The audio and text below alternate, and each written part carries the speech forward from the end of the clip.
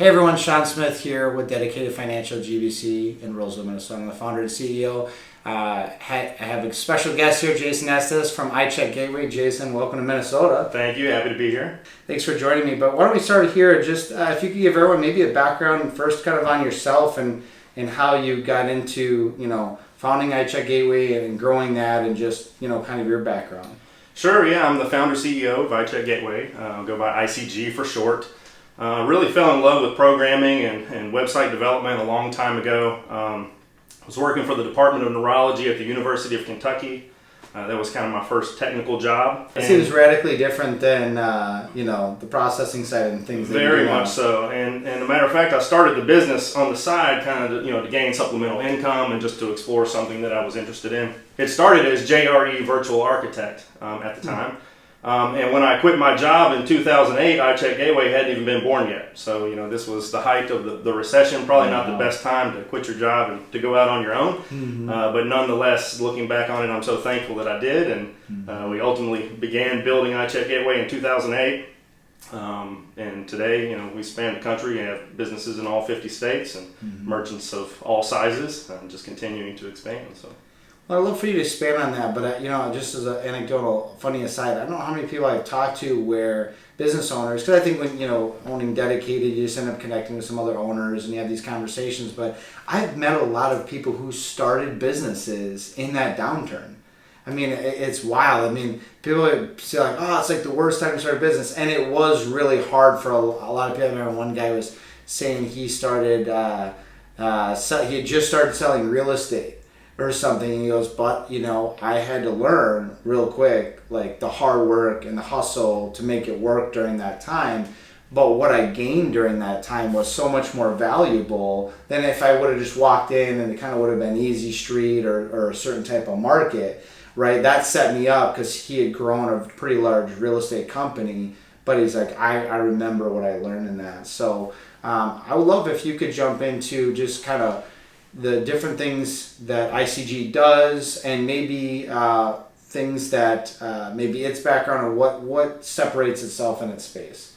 Yeah, I agree 100%. Starting in that particular time, that was very useful for businesses who needed to get paid. They needed solutions to help keep the cash flows going to get through that difficult time. So that really was a nice launch pad for us to get started. Mm-hmm. But that's what we do, is we focus on bringing together credit card processing and ACH processing into a single platform. Outside of both of those payment methods, bringing them together in a seamless way, we also offer a wide variety of payment technologies that businesses can use in order to get paid by their customers. So this could be SMS payments or email invoicing or recurring billing or integration options, things of that nature. So we kind of approach each relationship with an investment mentality in order to try to make it as seamless as possible and bring value to the business besides simply just a merchant payment processing account. So we want to reduce compliance burden. We want to increase automation. We want to eliminate data entry and speed up cash flows and things of that nature. So that's really been the focus since that time. And is there primary markets of business that you serve? I mean, obviously I would think restaurants and maybe like convenience stores are big ones, but what else do you usually expand into from that? Actually, we don't focus so much into that arena. So the regular face-to-face point of sale environment is not something that we look for typically. We can support those types of businesses, but more so this is online, over the phone, recurring billing, B2B transactions, really? Things of that nature. Some of our top verticals would be insurance premiums, lease servicing, loan servicing, financial institutions, utility companies, things of that nature, where we can increase the visibility that the customer has into their account and streamline their options to be able to pay that various merchant that you're saying. Would you help out like an independent insurance rep that's got like his own office and is trying to streamline payment solutions through them? Would that be like an example? Sure. Yeah, that could be an example. Sometimes they handle their own billing. Sometimes it goes through a corporate account. But in either case, we can support it at either level. And so on the B2B stuff, what because I'm thinking through the B2B filter of like, what type of things would streamline that for you? Like, is that all in one platform with you guys? So basically, small business does B2B. They can streamline the processing, the accounting, everything kind of plugs into one of itself. Or yeah, absolutely. And it's quite amazing how many business-to-business transactions are still paper invoices, POs, paper checks, things of this nature. You would think it's more sophisticated, but it's not. There's a lot of opportunity there to bring automation. It's wild. So I I work more on the fintech side of things. This is about 50% of our company, and we had a fintech company that's well known out there. I won't name names, but like it took over 3 years to allow them to accept an ACH for us to pay them their remittance. So like, just send us a check. We're like, you're a massive fintech company with hundreds of employees, and you can't even get it set up on an ACH to take it in because it screwed up all of their accounting. So like, just send us a check in the mail. I'm like, what do you mean? You're a digital, like all daily payment. All they do is ACHs and credit card processing splits and things like that, right? Mm-hmm. I think we see that story a lot. It's a big jump though to go from taking a paper check and processing that on the card rails. It is quite expensive for the business to do so. But that's why ACH is the perfect fit. And even though ACH has been around since the 70s, the technology has been lacking. Greatly improved these days, but it's right. happening, it sounds like, on platforms like yours where people are really investing in that and not just doing the same old Exactly. thing. And that's where we focus, is that last mile between the business and their customer to try to bring value there and make that rail usable. So where do you see ICG going from here? Because you've got your own platform, you're operating these different channels. I know you're up here in Minneapolis for a conference, and I know you invest heavily back in the industry and being sponsors and active.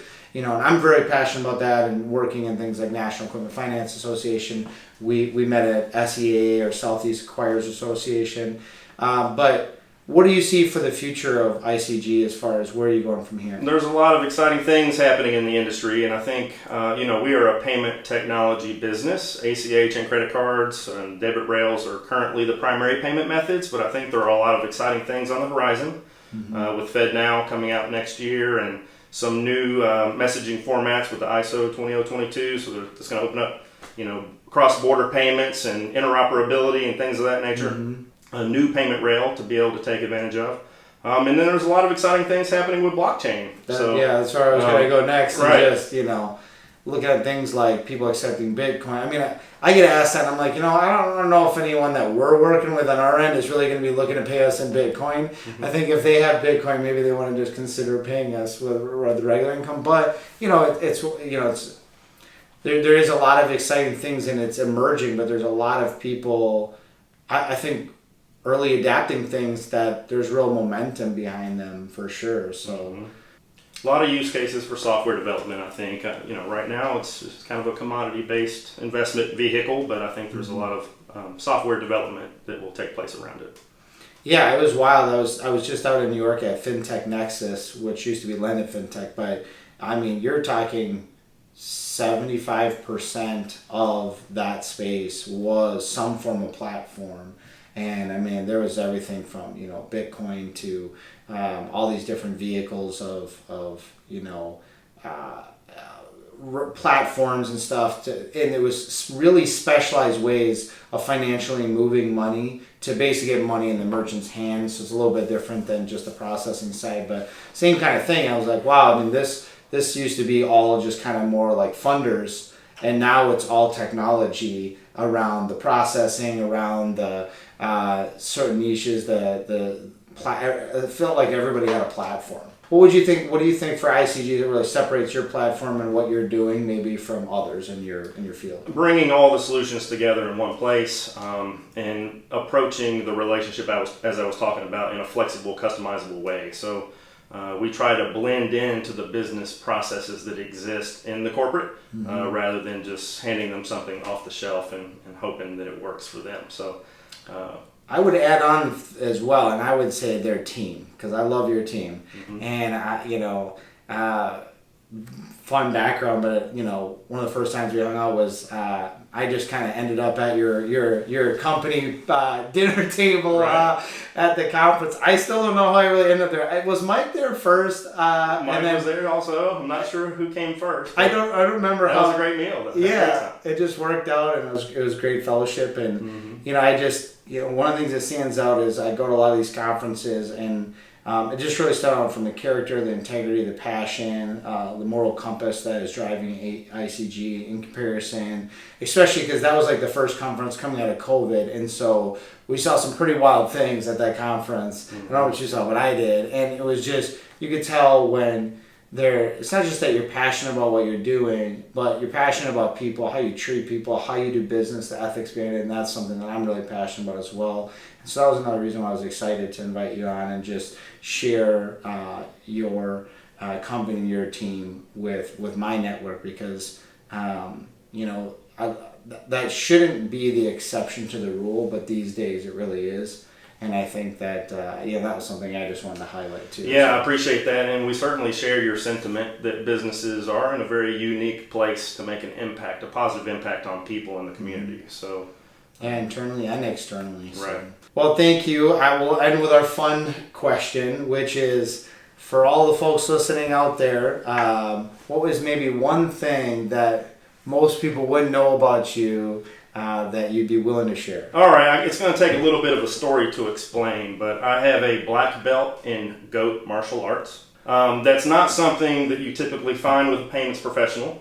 No. But I've got a bunch of kids. I've got 5 kids, ages 17 to 7. And, several years ago we thought, hey, let's sell our house in the country, or sell the house in the city and move out to the country and do some hobby farming. So we move out there and we start to tinker with the garden, and we have some chickens running around and a few goats. And most people, when they think about goats, it's, cute little guys that eat out of your hand, or you're going to go and do some yoga and they're going to climb on your back and things of this nature. Well, we had this very large goat, perhaps the largest goat in human history. His name was Goliath, and he would, had this long, flowing, luscious beard, and he would rise up on his back legs, trying to assert dominance and be looking down at me. And so here I am early in my career, going by day and building and expanding Fintech solutions, and by night I'm going and trying to gain dominance in my own farm while most of my kids are standing around and watching. So the key was you had to get a hold of that luscious beard. And once you had that luscious beard, then you were in control, and he would give up. So I'm going to send you a picture of this goat. If he was looking down on you, yes. you're not. You and I both are pretty tall gentlemen, so that's a. He's a monster. So he was a mythical creature of legend walking around on our family hobby farm. I've never seen a goat that big, right. But I have seen. I love the YouTube videos where the goats will bounce off each other and like knock one over, and there's always like the one obnoxious goat. This is like the one Goliath goat. Right. Exactly. Well, again, Jason, thanks for stopping by. I know I literally just basically drove straight from Louisville, coming up from Florida, and thank you for being a good friend at conferences, for sharing your team with ours, for just being a great connection and friend, and we appreciate the time. And if you get a chance, go out and check out ICG. If you're looking for a processing solution, we'll post the contact information to your team below. So check out it if you're looking for a good company to work with. And I know a lot of my contacts work in tandem with this space a lot, and so if I can make a direct connection as well too, I'd love to do that. So thank you again. Appreciate it. Thanks for having me. Yeah, thanks for being on. Thank you guys for tuning in as always. We appreciate the likes, the subscribes, the comments, the shares. Be sure to follow ICG on LinkedIn and on the other channels they're on. And as always, thank you for tuning in, and God bless.